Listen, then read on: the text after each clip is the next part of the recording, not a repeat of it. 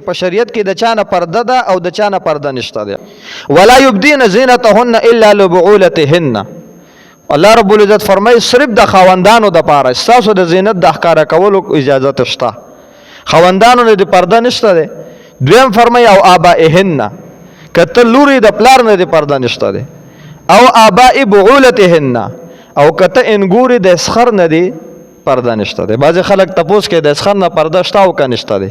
او آباء بعولتهن، اسخر دا په منزله د پلار وي او دا انګوري په منزله د لور ده، او دا داسې لور او پلار دي چې شریعت د دوی پرده ماته کړې ده، نو د انګور نه پرده نشته ده. او سوال دا پیدا کېږي زوم به د خواښې نه پرده کوي او که نه کوي. نو چې اسخر نه د انګور پرده نشته ده نو زوم نه د خواښې پرده نشته ده. دا دواړه په یو بل ورتلی شي، دا دواړه یو بل نه بې پردګي کولی شي. او آباء بعولتهن، نو تاسو به د پلرونو نه د خاوندانو نه او د اسخرانو نه پرده نه کوئ. او ابنائهن، او د بچو نه د پرده نشته ده. او ابناء بعولتهن، او د خاوند د بچو نه د پرده نشته ده. یو خو د زنانه خپل بچي وي، بعضې وخت یو کس دوه ودونه کړي وي، نو د یو زنانه نه بچي وي او د بلې زنانه نه نور بچي وي. نو آیا دا میره مور دا به د نورو بچو نه پرده کوي؟ نو د دغه میرني بچو نه پرده نشته ده. یعنی بچی څنګه چې خپل مور ده نو میره مور ده. نو او آباء بعولتهن، او ابناء بعولتهن، د خاوندانو د بچو نه ستاسو پرده نشته ده. بیا فرمای او اخوانهن، د رونو نه، او بني اخوانهن، او د رونو نه، یعنی د رونو د بچو نه دوی نه پرده نشته ده. او بني اخواتهن، او د خویندو د بچو نه، ځکه چې ترور د خپل خوري نه پرده نشي کولی، د دوی یو بل سره پرده نشته ده. نو او ابناء او بني واخواتهن، د خویندو د لونو نه ستاسو پرده نشته ده، یعنی کوم چې خورزي دي. او نسائهن، او د زنانو نه ستاسو پرده نشته ده. دینه ما ورا چې څونه خلک دي د هغوی نه ستاسو پرده ده. په دې کې د تره زامنو ذکر وکړو، تاسو نه تپوسم چې دوی نه د پرده نشته. نه، دوی نه پرده ده. د ماما د زامنو ذکر پکې شته؟ نه، پرده ده تی. د ترور د زامنو ذکر پکې شته؟ پرده ده تی. د ماشو د زامنو، د مور د خور د زامنو پرده ذکر پکې شته؟ نه، دوی نه پرده ده. او دې نه ما سوا چې څونه اجنبي خلک دي چې هغوی ستا سره په رشته دارۍ کې سره رشته داري نشته ده، کلیوال شو یا مطلب لرې رشته داران دي چې شریعت دلته د هغوی سره ذکر نه کوي، د هغوی نه ستاسو پرده ده. نو اوس دا معلومول خو ګران دي چې د چا نه پرده نشته ده، ځکه د هغې تفصیل ډېر زیات دی. یو څو خلکو نه د پرده نشته، نورې د ټولې دنیا نه پرده ده. خو دا معلوم که چې زما د چا نه پرده شته. فقها دا مسله دونه اسانه را بندوي چې په شریعت کې به زنانه د چا نه پرده کوي. فقها فرمایي چې د چا سره د زنانه نکاح جایز ده د هغه نه پرده ده، او چې چا سره د زنانه نکاح ناجایز ده د هغه نه پرده نشته ده. مثلا د رور سره نکاح نه کیږي، د پلار سره نکاح نه کیږي، تر سره نکاح نشي کوله، د ورواره سره نکاح نشي کوله، د خوري سره نکاح نشي کوله، د خاوند د نورو بچو سره نکاح نشي کوله. نو چې چا شرعاً نکاح ناجایز ده د هغوی نه پرده نشته.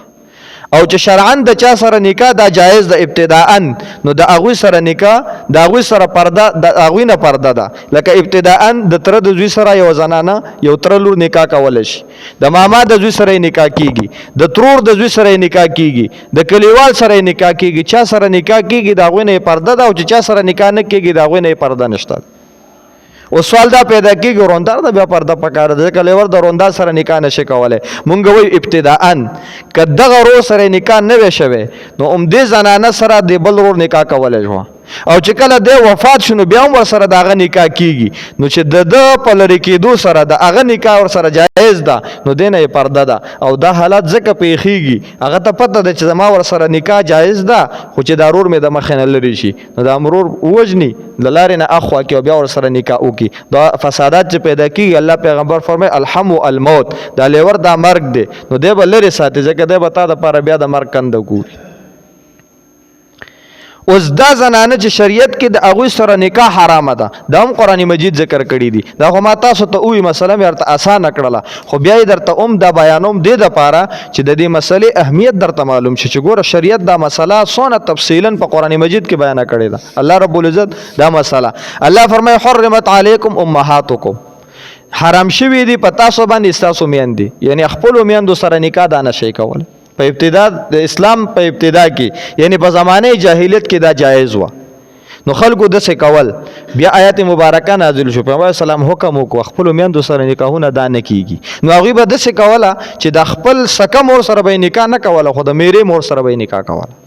نو قرآن مجید کې الله فرمایي حرمت علیکم امهاتکم میندو سره تاسو نکاحونه دا حرام دي. نو چې نکاح ور سره حرام دی پرده ته هم نشته دی. و بناتکم او د لونو سره تاسو نکاح حرام ده پرده ته هم نشته. و اخواتکم د خیاند سره تاسو نکاح حرام ده پرده ته هم نشته. و عماتکم عمه ویل کیږي د پلار خور ته د ترور سره ستاسو نکاح حرام ده پرده ته هم نشته دی. و خالاتکم او خاله ویل کیږي د مور خور ته د ماشوګانو سره تاسو نکاح حرام ده پرده ته هم نشته ده. و بنات الاخی ضرور لور سره تاسو نکاح حرام ده نکاح ته هم نشته ده د رویرینا. و بنات الاخت او د خور لور سره تاسو نکاح ده حرام ده نو پرده ته نشته ده یعنی خورزا. و امهاتکم اللاتی اوس هغه رضایي رشتې ذکر کوي او هغه میاندې ارزانکم چې تاسو ته پیدا کړی دي په شریعت کې دا غوینه پرده نشته ده.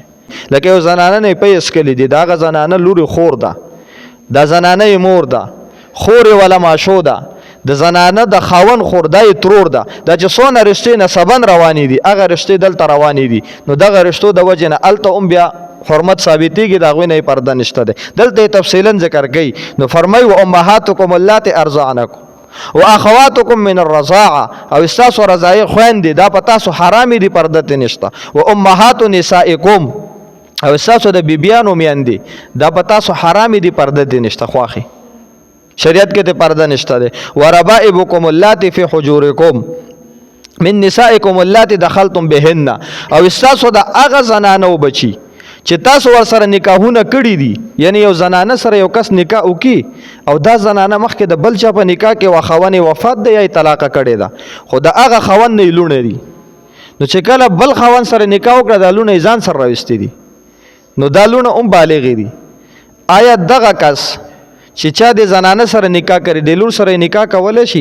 قرآن مجید کې الله فرمای و ربائبکم اللاتی فی حجورکم استاسو اغه ربائب اغه پر کټی لونه فی حجورکم چې دا استاسو په کورونو کې استاسو په حجرو کې دي تاسو سره من نسائکم اللاتی د اغه بیانو نه دخلتم بهن چې تاسو د هغه سره ملاقاتونه شوي دي. دلته یو مسلې طرف ته اشاره کوي یو کس د هغه د یو زنانه سره نکاح وکړه ل تر اوسه پورې ملاقات ور سره نه دی کړي بیا د لور ولید د بل خوند نه لور و دا یې خوښه شو د خزل طلاق ورکړ لور سره نکاح وکړه دا شرعاً ټیک ده. خو که دغه زنانه سره نکاح وکړه او شپې ور سره 13 ده اوس ډیر لګي د زنانه طلاق او د لور سره نکاح کې شریعت و نکاح ور سره نشي کوله. ځکه مون سره یو قاعده ده مونږ ویو دخول الامهات تحرم البنات نکاح البنات تحرم الامهات. د لور سره نفس نکاح وشي مور په دغه کس حرامه ده. د لور سره چې نفس نکاح وشي یو زنانه سره ستا نکاح وشو د مور ستا خوښ شو دا پتا حرامه ده. اوس کې د لور سره تا ملاقات شوی وي او کنه وي شوی تا ملاقات نه مخکې طلاق کړي ده بیا هم د مور سره نکاح نشي کوله. او بل طرف ته مونږ ویو دخول الامهات تحرم البنات د مور سره کړي نکاح وکړه نو په نفس نکاح لور نه حراميږي تر څو پورې چې د مور سره دی ولا ملاقات نه کړي. نو که مور سره دی ولا ملاقات کو شپه دی ور سره 13 او بیا د لور سره نکاح کوي نو نکاح نشي کوله. دا په هغه صورت کې چې د یو زنانه د بل خاوند نه لونوي. نو دلته فرمایي چې هغه بیبيانې هغه جنکې چې ساسو په کورونو کې دي او داغوی د میاندو سره ساسو ملاقاتونه ثابت راغلي دي نو دغه جنکې استاسو د پاره داغوی سره نکاح هم آرامه ده او دا استا بیا په منزله د لونه دي نو د دینه د پرده هم نشته. فإن لم تكونوا دخلتم بهن او که تاسو د میاندو سره ملاقات نه وی کړي فلا جناح علیکم نو بیا اس خبره نشته د لونه سره نکاح کول شي. تفصیل می درته وکړو. وحلائل ابنائکم الذين من اصلابکم او استاسو هغه انګیان دي چې هغه ستاسو د سکه بچو ستاسو د خپل بچو د حقیقي بچو بیبیانی دي د هغوی نه ستاسو نکاح مر سره حرامه ده او پرده ده. وان تجمعوا بین الاختین الا ما قد سلف دا یو بلې مسلې طرف ته اشاره کوي چې په شریعت کې د دوو خویندو سره به یک وخت نکاح دا ناجایز ده. که یوه خور وفات شي او بیا یې د بل خور سره نکاح کوي نو بیا کولی شي خو وان تجمع دا ده چې ته جمع کړي الاختین دوه خویندې ځکه د دوو بنو په خپل مابین کې هر وخت یو بل ته ټسل وي او د دوه خوندو په مابین کې صله رحمی وي نو د دوی د صله رحمی به د دوی په دشمنی مال نه بدل نو دا به یو بل سره نه جمع کوي. دا فرمای و ان تجمع بین الاختین الا ما قد سلف. ها زمانه جاهلیت کې دوه خويندې درې خويندې څلور خويندې